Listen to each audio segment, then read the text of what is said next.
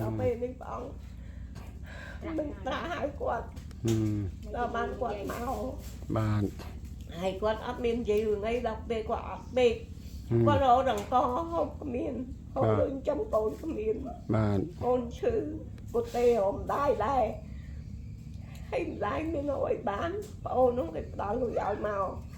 ខ្ញុំអរគុណព្រះអង្គណាស់ដែលប្អូននោះទោះបីគាត់ធ្វើអ្វីក៏ដោយនៅមិនខឹងបងហើយឥឡូវនឹងបានជួយបានទិញម៉ូតូឲ្យលើ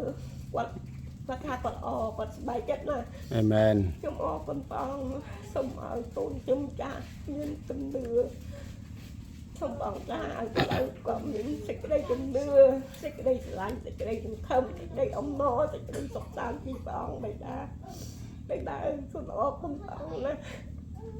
គ្រប់ការទាំងអស់នេះសូមទូលថ្វាយដាច់នៅក្នុងព្រះរបស់ព្រះអង្គក្នុងព្រះនាមព្រះយេស៊ូវគ្រីស្ទអាមែនអរគុណបង